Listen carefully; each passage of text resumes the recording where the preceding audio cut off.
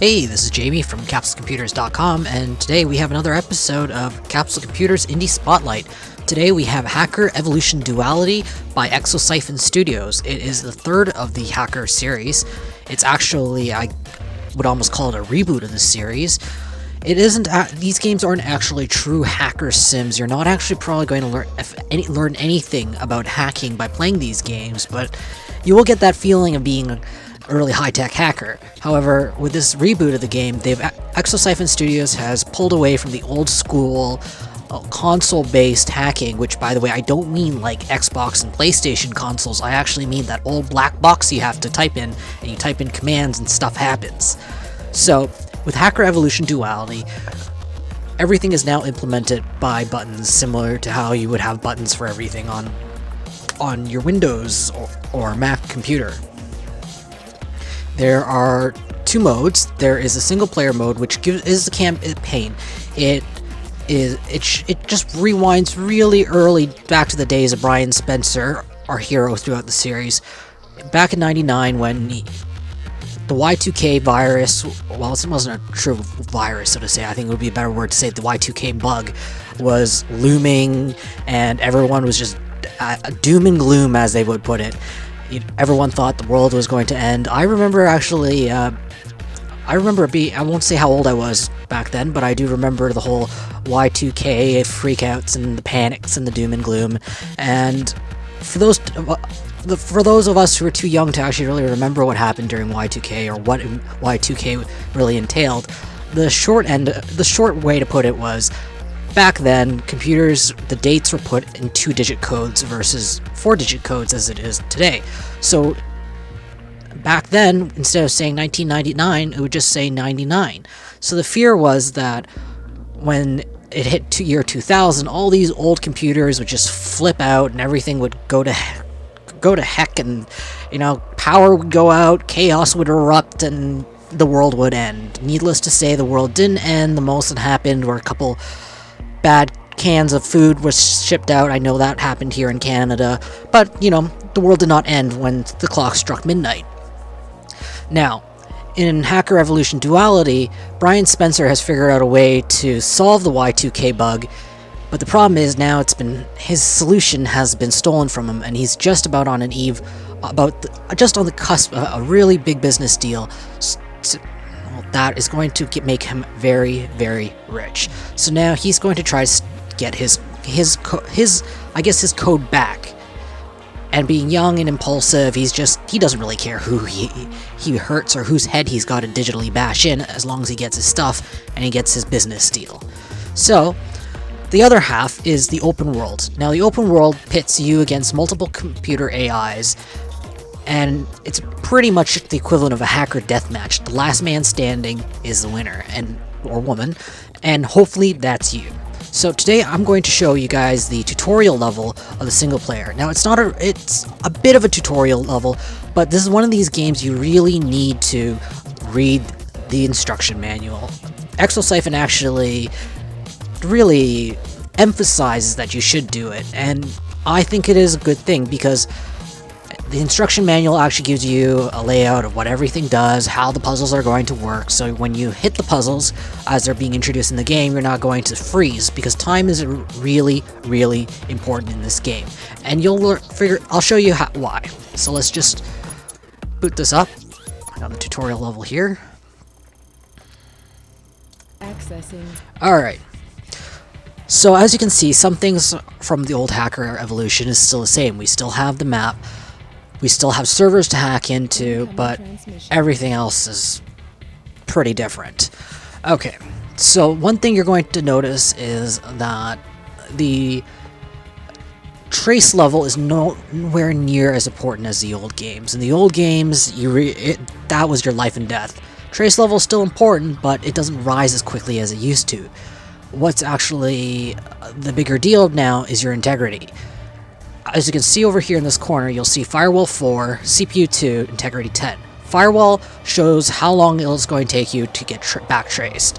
CPU shows you how powerful of your CPU do you have, and the firewall needs to be either equal or lower than your CPU. Now, if you bounce your link across multiple servers, then you get to combine all these CPU powers behind yourself, so you can hack into bigger firewalls. Now, if that still doesn't work, you've got some tools, the denial of service tool right here, and the EMP tool. So, trace works a little different now. The minute you click on the server, the trace begins. So I'm going to break into the firewall into this first server here, and as you can see, we're just waiting. Some of the tools are just waiting games, and some of them are actual puzzle games. Now that we've hacked it, I'm going to cut the link so we can now talk and think a little. So we're going to just check our objectives here quickly. So I need to take a peek in here.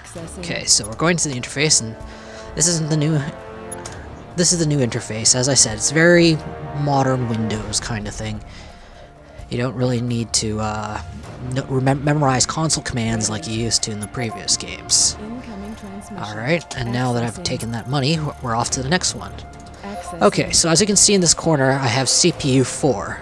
I've got 4 CPU power, but that's not enough to hack this firewall. So we're going to bring out some of our bigger guns, namely our EMP satellite and our denial of service attacks.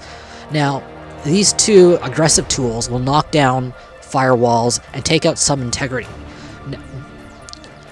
Destroying servers is now actually a really big part of the tactic in this game, because as you'll see a little later in this tutorial, there are actually some aggressive AI that will make your life miserable. So this is a denial of service minigame. So when playing this game, you are going to have to balance. Do you want to keep all these enemy AIs alive so you can harness their CPU power, or do you want to protect yourself and just get rid of them completely off the map? Because they have pretty much the same tools as you do. They can fire EMPs at you, they will execute denial of service attacks on you, they will do anything and everything to make your life miserable. So we're going to firewall through here. And as you can see, with my denial service attack, my EMP attack, I've actually knocked 3 points off his integrity and dropped his firewall low enough for that we can actually deal with it. Alright, so we're going to bounce our link here, and as you can see, we're up to 6. I need to get in there, but unfortunately, I don't actually have enough CPU power to do so at this point. So we're going to be stuck waiting here for a while. There are about, I guess, 2 main mini games that you're going to play in this. 3 of you.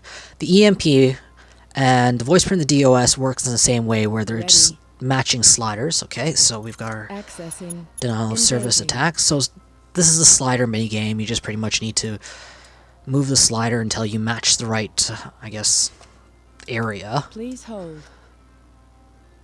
Now, money in this game is more important in the sense that you've got a lot more of it, but management is still important. You can't just spend your cash willy-nilly. Okay, let's hack into this. Engaging. Since you're going to be under attack and you're going to be losing integrity, you're going to be losing firewall, the money you steal, you're actually going to have to spend that into buffering your firewalls, improving your CPU, and in worst come to worst, actually Please identify yourself. Rebuilding your computer through the integrity. Now, my biggest problem with this game is actually the Retina and the key crack games. Now, the Retina games and the key crack game is that you're given a certain amount of numbers and you got to count down from them. The Retina isn't bad. If I'm not mistaken, it's I think 24 numbers or 25, somewhere around that area. It's actually a very reasonable amount. But the key crack game, you have to go from 63 to 0 within time constraints, which is really, really tough to do. Half the time, I found that it just boiled down to luck. This is a really, really tough game. I had problems finishing it on easy, and I see people do it on YouTube, doing it on hard, and I have to say they must have memorized it and got pretty lucky with some of the, I guess, the layouts for the key crack game, because it's crazy. Anyways, we're going to go hack in here. We need to shut off the security camera here. Now the fun thing is some of the stuff in here, they're still going back with the red hair, sort of I guess like the red herrings that that the first game really liked to use. There are things, there are switches they can offer you that will actually raise your trace level, and some of the objectives is that you can't raise your trace level beyond a certain amount, or else you would start having to paying into integrity.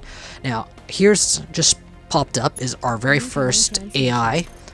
It's not hostile right now. Now, AI won't actually bother you until you attack them, which I'm about to poke the hornet's nest. So let's do this.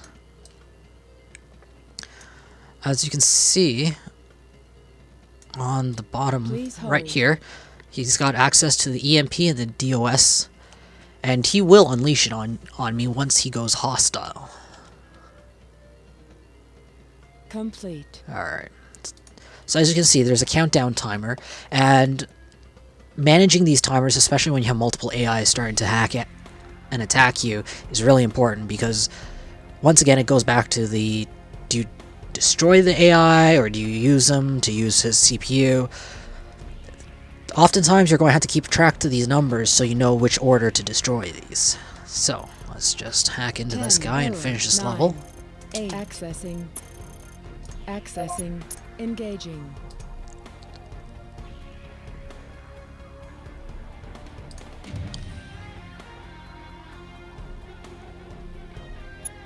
Alright. Error. Accessing. Okay, as you can see, I spent so much time talking actually, we've lost one of the servers here, so there is a countdown timer you'll see here. You can only, I guess, enslave servers for a certain period of time before their system admin catches on and boots you out of their system. So now that I've got this access to this computer again, we're going to break into this firewall and complete the level.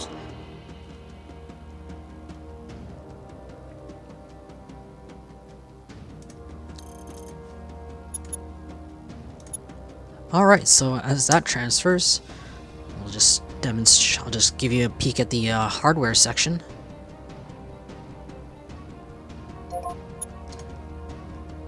We'll just keep this going. So, this is the hardware. As you can see, you can buy and sell. Well, you can't sell, but you can buy as much as you want or as much as you can afford.